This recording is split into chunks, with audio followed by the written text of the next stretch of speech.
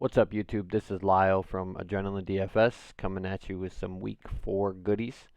Um, let's start off real fast by checking the lines of the games. It's looking like obviously Kansas City is up there. They didn't open as the highest total for a team. They actually were second, but now they are number one. Um, so essentially, what you want to do in DraftKings and any daily fantasy stuff that you do, you want to always target games that are going to be the highest projected scoring games so that there's more opportunity for players, more upside. So the Detroit Kansas City game is at a 54.5 live over under right now. The highest on the slate by like, what is it, 5.5? Yeah, 5.5, I think. 5, 6. I don't know. I can't count. But the next closest is Tampa Bay and the Rams at 49.5. What else we got here? 49 for the Washington Redskins and Giants. And there's another one that was real close. 48. Was it Arizona and Seattle? Yeah. So I'm going to try to target most of those games with my stacks and team stacks and game stacks. But let's jump right in and do some quarterbacks. Um, so, like I said last week, and I'll say it every single week, Pat Mahomes is the best quarterback in the league right now. He doesn't score under 30. Um, except for this week, he's going to get pooped on by Detroit. Just kidding. We're going to get smoked by him. Look at this. Look at this. Look at this. 3 4 3 touchdowns, 0 picks on the year. 30, 35, 30. That's just outrageous. It doesn't matter what this says. If you can get to whatever it is, get to it. Also, with him, obviously, you want to stack with some receivers. Sammy Watkins is going to be in the slot. Most of the time. He's actually going to have to deal with Justin Coleman a lot, I believe. And it's not a great matchup for Sammy, but he just gets the targets. Let's go from there. What else we got on our list here? Oh, good old Russ.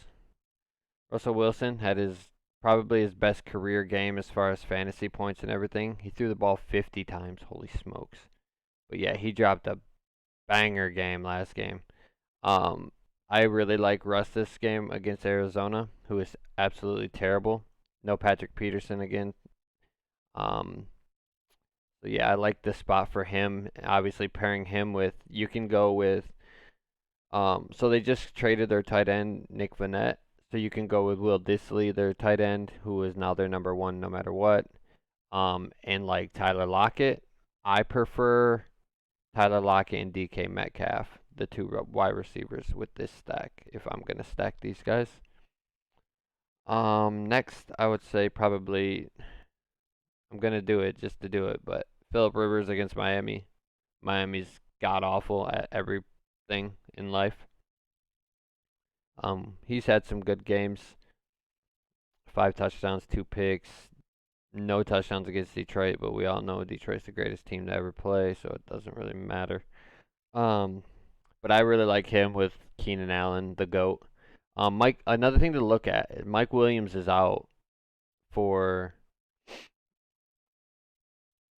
I think, San Diego, San Diego, San Diego. Oh, it's not San Diego. Look at me. Yeah, Mike Williams is out. Wow, hold on. Travis Benjamin's doubtful as well. This right here could be the play of the week. He's a 3K. Dontrell Inman. He's been with the Chargers for a long time. Like he got cut last year, but he came back. I think Detroit even worked him out. But he is definitely going to be the next guy up. It's still going to go mostly to Keenan, but for 3K, could be a money spot against an atrocious defense. And think about this. If the game's a blowout, who are they going to keep in the game? They have to keep Inman in the game no matter what, and probably Keenan Allen. So, something to look at. I actually didn't know Travis Benjamin was out, so If they're doubtful on Saturday, they're not gonna play 99% of the time. Let's go to like 5 or 6K to 5K range. I really like Matt Ryan. Tennessee seems to be a decent defense, but Malcolm Butler is getting torched any way he possibly can, which is the starting cornerback for Tennessee. Their outside corners can't guard well, so I see a big game coming from Julio and Calvin Ridley, or either or, but I would definitely pair them with Matt Ryan in this game. Um, Stafford just to be in the highest total game. I'm a I'm a Detroit fan, but I don't like to get the Stafford because these are the type of things you see out of him sometimes, and this ain't gonna win you anything. Now this can get you somewhere, but which is he's gonna have to literally, if we're gonna win the game, he's gonna have to play out of his mind. He is questionable with a hip injury, but he's playing. He's a beast. He doesn't not play unless he's got a broken collarbone, and sometimes he still comes in and throws touchdown passes. So yeah, pair him with. I like Hawkinson, Marvin Jones, and Kenny Galladay this week. Just whoever you can get to be honest. Daniel Jones is probably in the best or one of the best spots this week against Washington, the 30th in this opponent ranking. He's only 5,300. If you stack him with Evan Ingram and Sterling Shepard. It's simple as that. You don't need to overthink it. Them are the two guys that you need to stack him with. And then my cheap play that I'll get to probably quite often is going to be Case Keenum in that same game with Daniel Jones. He's throwing the ball a ton. He's not had great games. He had a pretty good game against Philly, but the Giants defense is just terrible. You stack him with Terry McLaurin, who is an absolute stud that is not priced up yet, and he will probably be the most owned guy. Let's see what this is. Hamstring. He should be able to play. Yeah, he's chilling. So yeah, he's 4,500. If you stack Terry McLaurin, you could probably even throw in crap. Let's see, Washington. So you start 4,900 for him, 4,500 for McLaurin. You can also, if you wanted to, get a little Trey Quinn action. He's playing most of the snaps. He's only 30 or 3,000. He's not getting great numbers, but he's getting 776 in targets. He's like I said, he's not putting up crazy numbers. If he gets in the end zone though, and McLaurin and Case Keenum has a few touchdown passes to each of those guys. The people you're going to be able to get around them is going to be a nice setup. So yeah, that's my bargain play, I guess, at quarterback. Running back, can't say much more than it's CMC. Dude's a GOAT. Beast game last week. Beast game week 1. He had a terrible week 2, but they didn't give him the ball. He had 16 carries, but they didn't throw him the ball. Normally he gets the ball a bunch of times in his hands. I really like him as the highest paid running back this week. Austin Eckler, another one with what's his name? Melvin Gordon coming back. He's probably not going to play. Justin Jackson is out all of a sudden. So it's basically Eckler in this backfield. I really like this spot for him.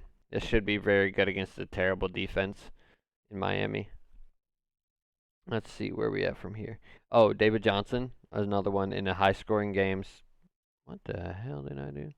Yeah, in a should be a high scoring game. He's doing okay on the year. This is what we like. This is what we like to see. You know what I mean? Like this, not good. But this, not good either. You know what I mean? But Seattle isn't great anymore. Their secondary isn't good. He should see a lot of volume out of the backfield because their defensive line is pretty good. So it should be putting a lot of pressure on the quarterback fast, and he should be throwing it some dump downs to DJ. Hopefully. Let's see.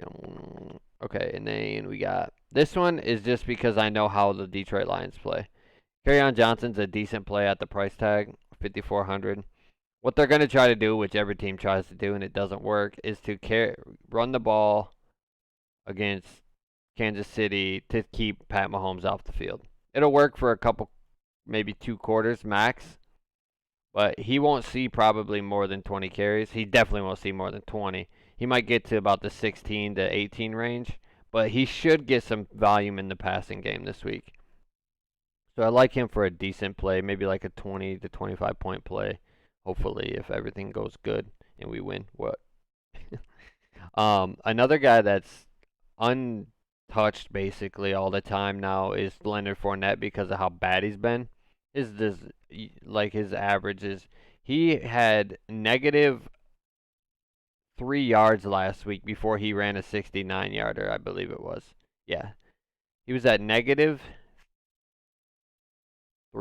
Yeah, and then he ran a 69-yard touch or a 69-yard run and got caught by the goal line. I watched this game, looked terrible, but the thing is, he had 8 targets, 6 targets, 6 targets, and he's on the field 100. He was on the field 100% of the snaps, and that's all you want in a running back is volume and opportunity, and he's on the field all the time. From there, another one, Edelman probably won't play, but if he doesn't, I really like James White. I still like James White for the price tag. He's only 4,900. He's actually less than Sony Michel, who's been doing nothing. I like James White a lot against Buffalo just because Buffalo's not a bad defense and they give up a lot of short passes. They just don't let you beat them over the top. So I like James White quite a bit. And then bargain plays, you got a few this week, I feel. Wayne Gallman filling in for Saquon Barkley. He was on the field, I think, 73% of the snaps or more that. No, I think he was actually on the field 100% of the snaps that Barkley wasn't. So when Barkley got hurt, he came in and didn't give up. I mean, like he was on the field the whole time. He's also a really good pass blocking running back, so he should see the field most of the time. Chris Thompson, that should be a high-scoring game, along with Wayne Gallman, same game. Pass catcher, they should be behind. I think Daniel Jones is for real, and I think it should be a good game. But this is where this is what you get out of Chris Thompson is the receiving. He's not gonna run for crap, never has really, but he's a really good receiving back. So 4 catches, 5 catches, 7 catches, 5, 8, and 10 targets is what you want. And at this price point, it's definitely worth it. See, do I have anybody else? Oh yeah. So Rashad Penny, if he is gonna play, I actually think he'll get more carries and more touches than Chris Carson this week.